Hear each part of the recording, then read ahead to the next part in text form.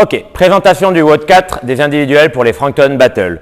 Le WOD 4 est un mélange entre un 4-time et un AMREP, c'est-à-dire on commence par un 4-time et dans le temps restant du time cap qui sera de 10 minutes, ce sera un AMREP.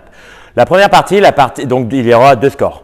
La première partie, le 4-time, est composé de ski erg et de 10 balls over the shoulders. Le sac sera de 60 kg pour messieurs, 40 kg pour mesdames. Le commencement. Le chrono partira, les athlètes partiront avec la main sans toucher au buzzer. Dès que ça dira 3, 2, 1, l'athlète se déplacera vers son ski erg pour venir effectuer 100 mètres. Une fois que le compteur aura écrit 100 mètres, l'athlète passera juste sur le côté pour venir faire un 10 ball over the shoulders. Le fait de venir prendre son sac et venir le développer par-dessus l'épaule.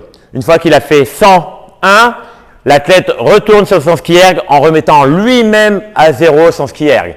Il viendra parcourir la distance de 200 mètres. Dès que le compteur indiquera 200 mètres, l'athlète viendra effectuer 2 10 ball over the shoulders.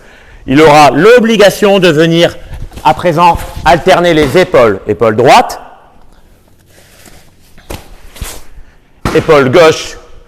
300 mètres, 3 10 balls, droite, gauche, droite.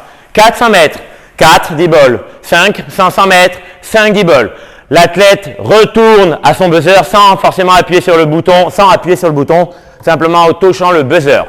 À partir de là, il y aura 1 minute de récupération obligatoire. Imaginons que l'athlète ait mis 5 minutes à faire le 4-time. Il aura 1 minute de récup, c'est-à-dire qu'il partira à 6, donc jusqu'à de 6 à 10, il sera dans un AMREP. L'AMREP sera composé de B-rug over the parallel en drop and go. Maximum de reps. Le score A, le 4-time, score B, le nombre de reps. C'est-à-dire B-rug, le fait de venir développer son sac entre la ligne des hanches et les pectoraux. On évite de tenir son sac ici, il faut qu'il soit en la ligne des hanches et les pectoraux. Donc, interdiction de l'avoir sur l'épaule.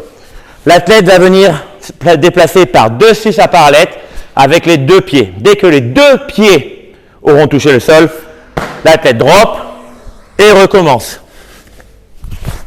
Les deux pieds.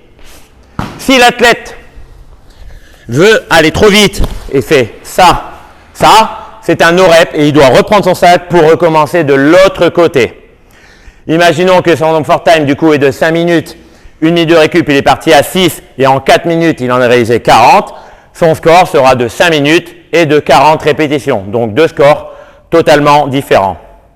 Voilà pour la présentation du WOD Airwave.